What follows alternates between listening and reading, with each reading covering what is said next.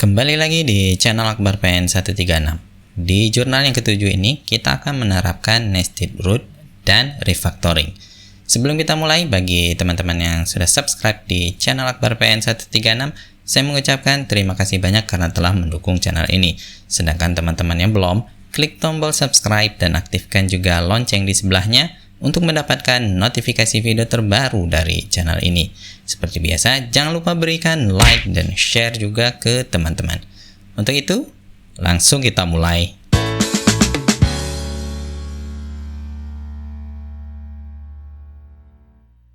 Saat video ini direkam, saya masih menggunakan versi Actix Web ketiga dan statusnya masih beta. Untuk menerapkan nested root, kita masih menggunakan function configure. Namun terlebih dahulu kita membuat modul user untuk menangani hal yang berkaitan dengan user. Jadi saya bikin modul. Kalau di Rust, modul bisa dalam bentuk file maupun dalam bentuk directory dengan penambahan mod.rs. Jadi saya akan membuat sebuah directory user ya seperti ini. Kemudian di dalamnya ya, kalau teman-teman biasa dengan Python, di dalam directory tersebut agar dikenal sebagai package, maka ditambahkan __init __py. Oke, kalau di Rust kita ngikutin saja polanya menggunakan mod.rs. Atau di IDE saya cukup mod saja, maka Rust akan mengenal directory user ini sebagai modul. Jadi saya tambahkan saja ke git-nya saya. Kemudian karena di IDE ini ada pop-up yang muncul, jadi kita bisa klik langsung sehingga didaftar ke dalam main.rs terkait dengan modul user. Seperti ini ya guys. Kalau mau lakukan manual, mod.tick user, maka di sini autocomplete-nya terdeteksi user sebagai modul di sini. Oke. Nah, pop-up-nya sudah menghilang. Kemudian di modul user ini kita akan membuat file, atau lebih tepatnya kita membuat modul lagi, tapi namanya bukan user. Di dalam modul user ada modul yang namanya routers. Oke. Ini nanti kita cukup tambahkan saja ke git kalau menggunakan git, dan di sini tidak dimasukkan ke dalam modul tree. Maksudnya modul ini ya guys. Jadi langsung saja saya bikin dia modul routers untuk user ini sebagai public, pub mod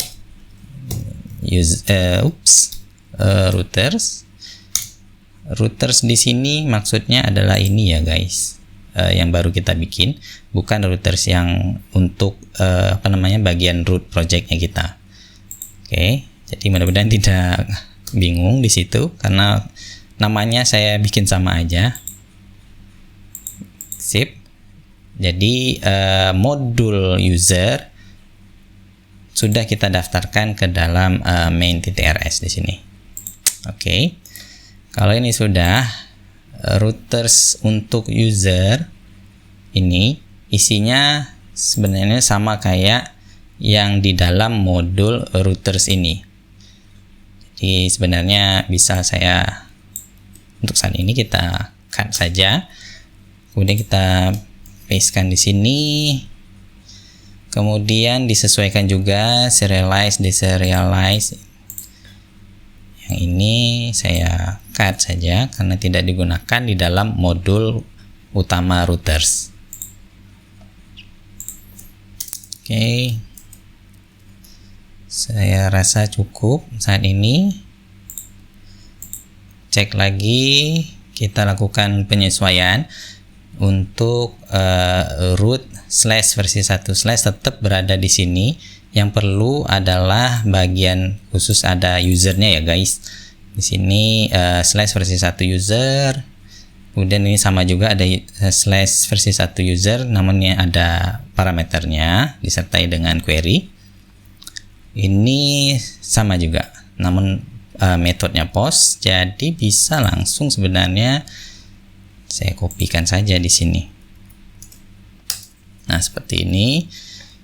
Kemudian di dalam routers untuk modul user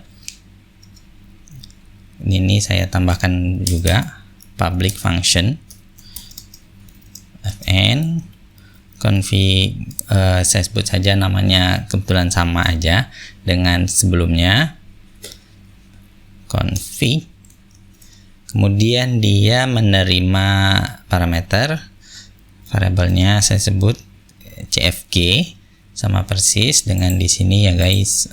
Oke, coba lihat config. Nah, seperti ini public function ya, sebetulnya kebetulan sama aja. Kemudian di sini reference mutable, dan sekali lagi kita harus menambahkan Actix web. Kemudian di sini ada web. Oke, di sini sebut saja web kolon dia perlu service config. Oke. Tidak ada returnnya di sini, jadi langsung cfg. Saya pastekan lagi untuk yang ini ya, ini ditutup aja, terminate. Kemudian http response belum diimport, jadi kita import saja web, kemudian http response. Sip, tidak ada error sepertinya. Kalau ini sudah, ini modul routers untuk modul user, dan kita import nantinya di bagian sini. Jadi langsung bisa kita terapkan. Hal yang sama berlaku saat kita memanggil configure di main.rs, yaitu maka kita terapkan sama dengan di sini. Oke, jadi kita bisa memanggil configure, tapi kita saat ini tidak bisa langsung memanggil configure. Jadi untuk itu kita menggunakan service. Di dalam service dia perlu inputannya itu factory ya, http service factory. Jadi kita bisa langsung aja menggunakan web scope. Nah, scope-nya seperti apa? Kalau kita lihat di sini kecenderungannya v1 garis miring user. Jadi langsung saja scope-nya slash versi 1 slash user. Saya sudah uji coba beberapa kali konfigurasi. Saat saya menambahkan garis miring di terakhir itu tidak berhasil ya guys. Jadi saat ini saya hapus, baru deh fungsi-fungsi yang kita definisikan di sini valid. Apabila teman-teman menemukan di komunitas yang memberikan dokumentasinya, silakan berikan komentar atau masukan juga buat saya di kolom komentar di bawah. Jadi untuk saat ini saya kosongkan, jadi tidak ada garis miring di akhir. Setelah kita menggunakan scope, jadi kita baru bisa menggunakan configure di sini. Oke. Nah, configure ini adalah dari modul routers untuk modul user. Yang ini ya guys. Jadi kita harus manggil ini di dalam routers utamanya kita di sini. Oke. Ini agak membingungkan, mungkin perlu pelan-pelan karena dia nested root, jadi pendekatannya juga mirip dan berulang. Jadi saya langsung menggunakan use create. Jadi kata create ini saat kita mau memanggil modul yang kita definisikan sendiri di sini. Oke, jadi saya bisa menggunakan use create. Nah, di sini modulnya saya panggil adalah user, kemudian bisa langsung routers. Jadi di configure routers :config, tapi tanpa buka tutup kurung ini. Nah, cukup seperti ini. Kalau ini sudah, coba ya kita run terlebih dahulu. Menjalankan server sudah dilakukan. Saya pindah ke Insomnia di sini untuk uji coba. Slash di sini.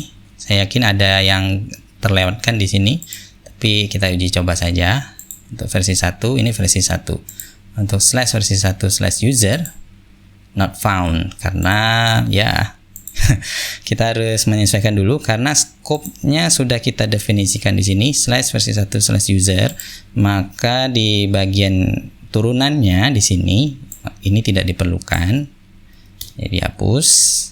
Slash versi 1 slash user dihapus seperti ini.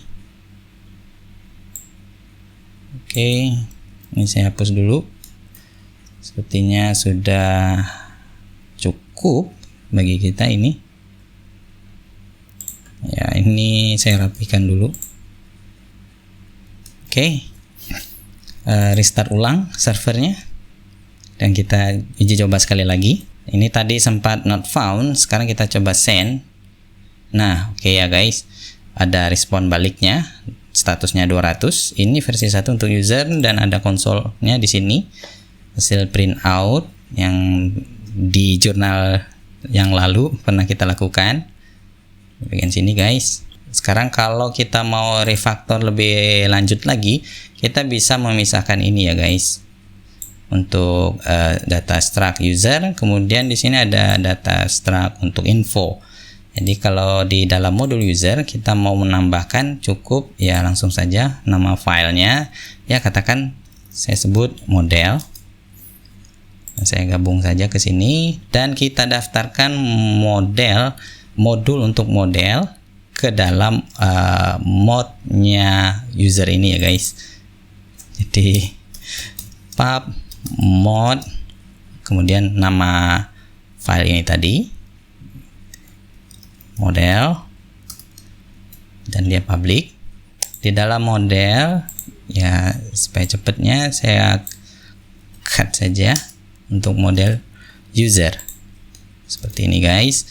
Kemudian saya bikin dia public agar bisa diakses dari luar. Nah, setelah itu user tidak dikenal di sini, jadi saya harus panggil use karena kita membuat model sendiri. Jadi kita menggunakan kata kunci create dan kita langsung saja coba panggil user kedua model, langsung saja user seperti ini. Seharusnya sih tidak ada yang error di sini. Ada keterangan error. Make email public. Oke. Saat ini masih private, jadi ini harus bikin public. Saya save lagi, cek kembali di IDE. Sepertinya tidak ada yang error saat ini. Restart dulu. Debug serialize. Oke. Ini saya lupa. Jadi cut, kemudian pindah saja langsung ke sini untuk dekorator pub struct user. Oke. Kemudian kita rapikan lagi untuk bagian sebentar. Nah, ini deserialize, ini ada keterangan errornya karena ya sudah saya cut dan pindahkan ke sini. Jadi langsung saja kita beresin. Ini kita bikin modul lagi, modul baru tersendiri. Jadi kita latihan juga untuk menggunakan modul, latihan penggunaan modul RAS. Jadi saya bikin, sebut saja namanya interface. Teman-teman bisa menyesuaikan saja nantinya. Nah, kemudian berikutnya kita daftarkan interface tersebut ke dalam modul user, yaitu mod.rs. Di sini mod interface ya, seperti ini aja. Saya tutup, rasanya sudah cukup. Interface, oke, pop-outnya udah hilang. Saya bikin dia public. dan ini juga public. Dan kita gunakan srd sekali lagi, srd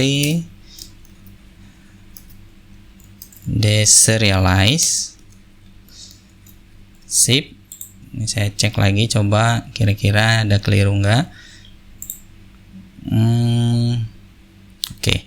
Kita gunakan use create user interface info, karena sebenarnya info ini akan digunakan secara otomatis di bagian bawah ini. Oke, ini seperti ini ya guys, ada infonya. Oke, saya save, kemudian jalankan sekali lagi server ini untuk uji coba setelah kita lakukan refactoring. Sip, menjalankan server sudah ditampilkan di konsol. Jadi kita lakukan uji coba, send. Halaman ini dikosongkan, masih sama. Ini versi 1, oke. Slash versi 1 user. Namun ini sebenarnya sudah nested root ya, di dalam modulnya user. Ini versi 1 untuk user. Kemudian post, kita lakukan post, not found. Baiklah, ternyata masih ada yang kelewat juga sama saya. Ini harusnya dihapus. Kemudian kita reload. Makanya di sini saat kita post dan kita send, statusnya adalah ya not found. Jadi ini udah dikoreksi rootnya. Jadi kita coba saja sekali lagi. Oke, ini outputnya. Created, statusnya user Fulan dengan email fulan@gmail. Oke. Ya, jadi ini demonstrasi berkaitan dengan penerapan nested root di RaSX Web Framework, dan diikuti juga cara refactoring ke dalam modul user seperti yang kita contohkan saat video ini direkam. Apabila teman-teman ada pertanyaan, silahkan berikan pertanyaan di kolom komentar di bawah, ataupun masukan buat saya, silahkan saja di situ. Sekali lagi saya mengucapkan terima kasih banyak kepada seluruh subscriber yang sudah mendukung channel Akbar PN 136. Sedangkan teman-teman yang belum, klik tombol subscribe dan aktifkan juga lonceng di sebelahnya untuk mendapatkan notifikasi video terbaru dari channel ini. Seperti biasa, jangan lupa berikan like dan share juga ke teman-teman. Sekian saja dari saya, and bye.